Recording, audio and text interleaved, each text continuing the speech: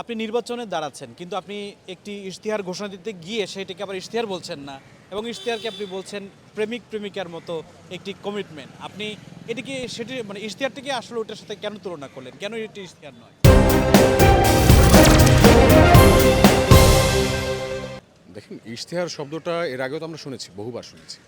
ঢাকা বিশ্ববিদ্যালয়ে আগেও ডাকসু নির্বাচন একবার হয়েছে, সেটা আমরা দেখেছি।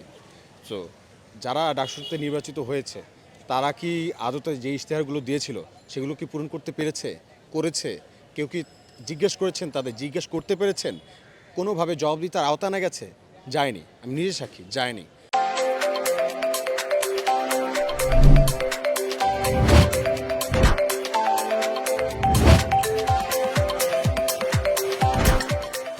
সো আমার কাছে এই মানে ইশতেহার ব্যাপারটা হচ্ছে বাকওয়াস লাগে, এবং আমার কাছে এটাই মনে হয় যে এই ইশতেহার ব্যাপারটা হচ্ছে ঠিক প্রেমিক প্রেমিকাকে দেওয়া সেই সকল মিথ্যা প্রতিশ্রুতি, যেটা আসলে কখনো বাস্তবায়ন করা হয় না। তো আমি আসলে আপনাদেরকে ওই মিথ্যা আশ্রয় বা মিথ্যার প্রতিশ্রুতি দিতে চাই না, মিথ্যার আশ্রয় নিতে চাই না। যেটা করব সেটা আপনাদের সাথে নিয়েই করব। আমি আপনাদেরকে ওয়ার্ক প্ল্যান দিয়ে দিব, অ্যাকশন প্ল্যান দিয়ে দিব, যে আমি 10 দিনে কী করব সেটা জনশুনানি করব, গণশুনানি করে আপনাদেরকে জানাবো এবং আপনাদের কাছ থেকে সমস্যাগুলো জানবো এবং সমাধানের উপায়গুলো জানবো। তারপর পরের 20 দিনে যেটা করবো সেটা নিয়ে হচ্ছে প্রশাসনের সাথে আলাপ করব। যদি না পারি ঠিক আছে, তারপর আবার শুনানি করে 1 মাস পর শুনানি করব, তারপর হচ্ছে 2 মাস পর শুনানি করব।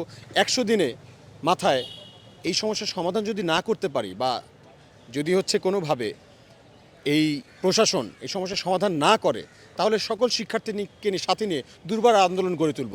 আর যদি হচ্ছে আমি যদি ফেল করি, আন্দোলন করতেও যদি ফেল করি, তাহলে আমি নিজেই রিজাইন করব। এবং 365 দিন হাতে সময়, এই 365 দিন ভালোভাবে কাজে লাগাবো। সাথে করে যদি 365 দিনের একদিন বেশি হয়, তাহলে মাথায় রাখতে হবে 365 নাম্বার দিনে কিন্তু আমি রিজাইন করবো, এবং ঠিক তার 366 নাম্বার দিনে আমি নতুন ডাকসু করার জন্য, যাতে প্রশাসন দেয়, সেই জন্য নিজে আন্দোলন শুরু করব। সো ইশতেহারের মধ্যে যাচ্ছি না, অ্যাকশন প্ল্যান দিচ্ছি, ওয়ার্ক প্ল্যান দিচ্ছি। আপনি চুজ করবেন, এখানে আপনার অংশীদারিত্ব থাকবে, আপনার কন্ট্রিবিউশন থাকবে, ঢাকা বিশ্ববিদ্যালয়ের শিক্ষার্থীদের কন্ট্রিবিউশন থাকবে, যে আমরা কী করতে চাই, কেন করতে চাই, কিভাবে করতে চাই, সবাই সম্মিলিতভাবে করব। মানে ইশতেহার মানে আমি একক নেতৃত্ব কেন দিব এখানে? আমি একা? হুইজ মহিউদ্দিন রনি? আমরা এই ব্যাপারটার মধ্যে আসতে চাই না।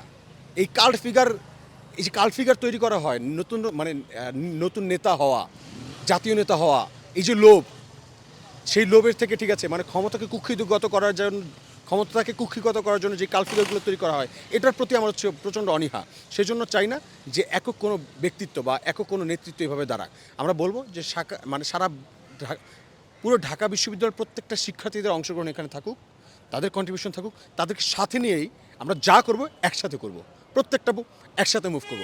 সেই জন্য আমি কখনো কোনো জায়গায় বলতেছি না যে আপনারা আমাকে ভোট দেন। আমরা এটাই বলছি যে আপনারা এমন কাউকে ভোট দেন যাকে ভোট দিলে আপনার মনে হয় আপনি নিজেকে ভোট দিয়েছেন, আপনি নিজে জিতে গেছেন। সো আমার লিফলেটে পর্যন্ত বলা যে 21 নম্বর ব্যালটে ভোট দিয়ে আপনি নিজেকে নিজে জয়যুক্ত করুন। সো ঢাকা বিশ্ববিদ্যালয়ের শিক্ষার্থীরা যদি জিতে যায়, এই সমস্যার সমাধানগুলো যদি হয়ে যায়, তাহলে আমার এজিএস হওয়ার দরকার নেই। আমি বিশ্বাস করি যে ঢাকা বিশ্ববিদ্যালয়ের শিক্ষার্থী হিসেবে আমিও জিতে গেছি। সবশেষ প্রশ্ন যে ডাকসু নির্বাচনে যারা জয়ী হবে, যে প্যানেল যদি জয়ী হয় কিংবা যারা বিভিন্ন মতাদর্শী প্যানেল রয়েছে, বাম ডান ইসলামপন্থী অনেকগুলো প্যানেল রয়েছে, যে বা যারাই যদি প্যানেল জয়ী হয়, তারা যদি রাজনৈতিক তাদের এজেন্ডা বাস্তবায়নের হাতিয়ার হিসেবে ডাকসুকে ব্যবহার করে, আপনি মহিউদ্দিন রনি তখন কী করবেন?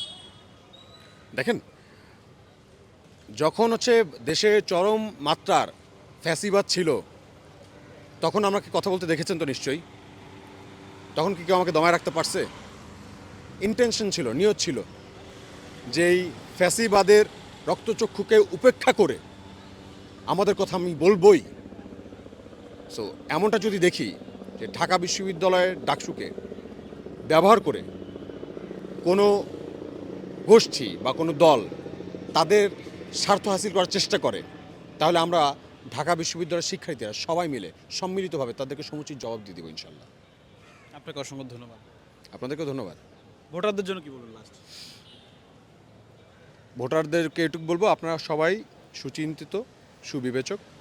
সো আপনারা ভোটটা ভেবে চিন্তে দেন। আপনারা প্লিজ সিম্প্যাথি দেখিয়ে কাউকে বা মিডিয়ার ইনফ্লুয়েন্সে আপনারা ইনফ্লুয়েসড হয়ে, বায়াসড হয়ে কাউকে ভোট দেন না। আর প্লিজ রিকোয়েস্ট করবো যে সিম্প্যাথি দেখায় না। আমি আসলে এই 5 আগস্টের পরে হাসিনাকে যেভাবে সিম্প্যাথি নিতে দেখছি, ওর ওই সিম্প্যাথি নিতে দেখা দেখে এখন কেউ যদি আমার প্রতি সিম্প্যাথি থাকে, এই ব্যাপারটা আমি প্রচণ্ড প্রচণ্ড মানে লজ্জার সাথে দেখি। নাও ইট ইজ মানে আমি আই হেট সিম্প্যাথি, মানে আমি মানে কী বলবো আপনাকে, আমি সিম্প্যাথিটাকে পছন্দই করতে পারছি না, যে আমি সিম্প্যাথি কেন চেক করতে যাব। সো ঢাকা বিশ্ববিদ্যালয়ের প্রত্যেকটা শিক্ষার্থী কিন্তু চিন্তা করেন, প্রায় 3.5 লাখ প্রতি বছর 3.5 লাখ শিক্ষার্থীর সাথে অ্যাডমিশন টেস্টে পাস করে বাংলাদেশের সর্বোচ্চ মেধাবীরা এখানে আসে। তাদের ওই মেধাটা আছে, তারা ওই পরিমাণ হচ্ছে বুদ্ধি রাখে, ওই পরিমাণ জ্ঞান রাখে, প্রজ্ঞা রাখে। সো তারা ওই তাদের যে জ্ঞান আছে, তাদের যে প্রজ্ঞা আছে, তাদের যে বিবেচনা করার সক্ষমতা আছে, সেই সক্ষমতার পরীক্ষা বা প্রমাণ দেওয়ার সুযোগটা হচ্ছে ডাকসুর এই ইলেকশন। সো আমরা বলবো যে আপনি প্লিজ আমাকে ভোট দেবেন না, আপনারা এমন কাউকে ভোট দেন যাকে ভোট দিলে আপনার মনে হয় যে আপনাদের অধিকার আদায়ের জন্য সে সর্বোচ্চ ফাইটটা দিতে পারবে। এবং আমি বিশ্বাস করি যে আপনারা যখন একটা যোগ্য ব্যক্তিকে বা এমন একজন ওয়ারিয়রকে ভোট দিবেন, আপনার যখন ফিল হবে যে আপনি জিতে গেছেন, আপনার সমস্যাগুলো সমাধান হয়ে গেছে, সো আমার মনে হয় যে আমি জিতে গেছি, সেটা এই যে আমি হই বা না হই। আপনাকে অসংখ্য ধন্যবাদ যুগান্তরের সময় দেওয়ার জন্য। আপনাদেরকে অসংখ্য ধন্যবাদ।